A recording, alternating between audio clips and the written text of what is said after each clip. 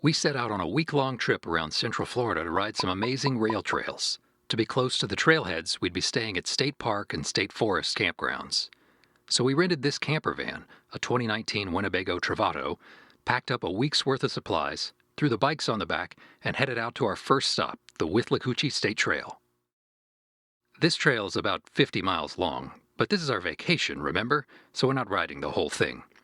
We started on the south side and rode down to the southern end in Dade City. Then it was time to ride back and try my hand at riding and filming at the same time.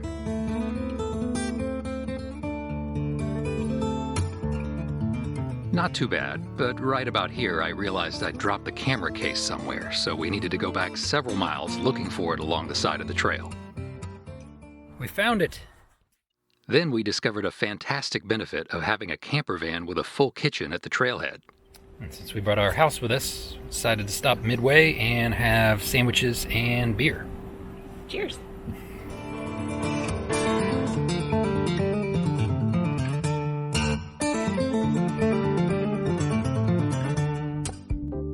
Next, we headed north to Gainesville, but first, a quick stop at Swamphead Brewery.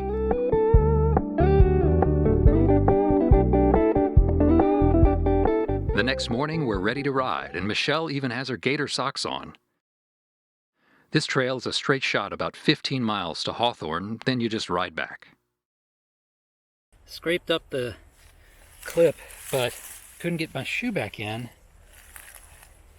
And I've lost one of the bolts on this, and I can't get this turned back, so I'm just gonna have to ride back with one shoe clipped in, and maybe we got tools. Maybe we can fix this, but I gotta ride like 15 miles like this. And then a couple miles later, a flat tire. But none of that was the trail's fault.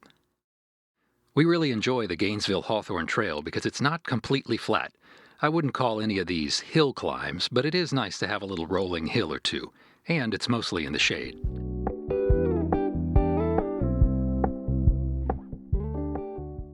From Gainesville, our next stop was just a short drive east to Keystone Heights. That gave us plenty of time to set up at our campsite and make it look a little nicer than usual. We're a few days into our trip, and now it's time to do laundry. For this, we brought a Scrub-A-Wash bag. It's got a built-in washboard, so you just throw in your clothes, add soap and water, seal it up like a dry bag, and now here comes the fun part. Scrub, scrub, and scrub some more. This gets your clothes mostly clean and very wet. But it means you can do laundry just about anywhere. Of course, then you've got to hang out everything to dry in the camper van. We had to improvise a little there. This is the... what trail is this? Palatka-Lake, Butler. Yes, Trail. we are headed to Palatka. It's, I don't think we're going all the way to Palatka. we're headed that direction. Not a super exciting ride, but we've about got it to ourselves. Well, we didn't make it to Palatka. We're about 17 and a half miles from where we started. We're going to turn around and make it a 35-mile day. What do you think about that, Michelle? Next, we headed to Jacksonville and camped at what was by far our favorite campground of the trip. You know, as far as state-run campsites go, this is pretty great. Every site here has a concrete pad, makes it super easy. Got a picnic table, 2 grilling options, and they've even put a trash can at the end of every site. Have you seen this grill? This is the fanciest state park grill I've ever seen. We made the most of this fancy campground, which only has 6 campsites, and they're all very far apart, so it feels very secluded. We ended up wishing we'd had more time here, but in the morning it was time to pack up and ride again. We started on the Baldwin end of the Jacksonville-Baldwin Trail and rode to Jacksonville and back. This is a nice, mostly wooded trail with no major street crossings, so it's pretty easy riding.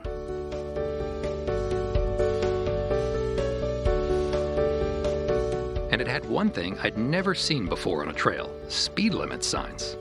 I'm not sure why that's necessary.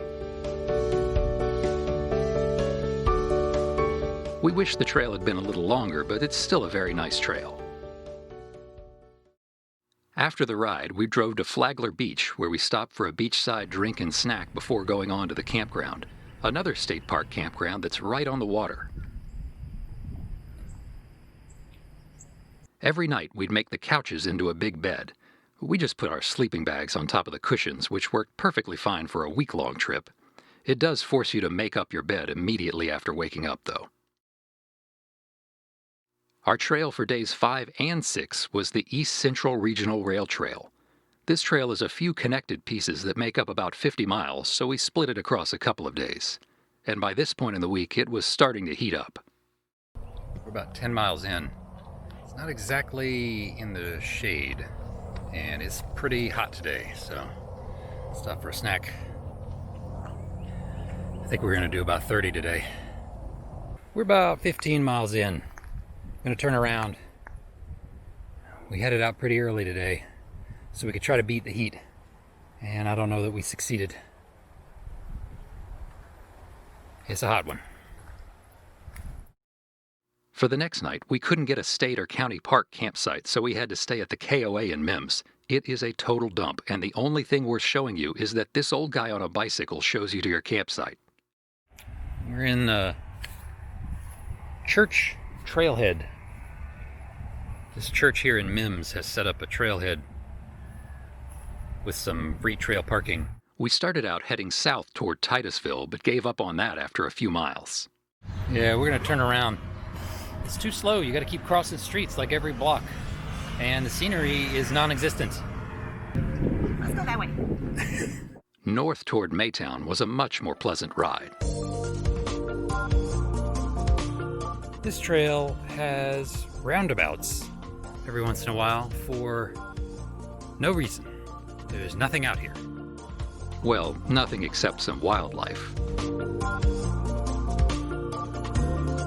This is a great trail for road biking, not very crowded at all. In fact, we liked it so much that we've been back several times since the trip. But after 6 days of campgrounds and trails, it's time to head back home. I miss that washing machine. We'll see you on our next trip.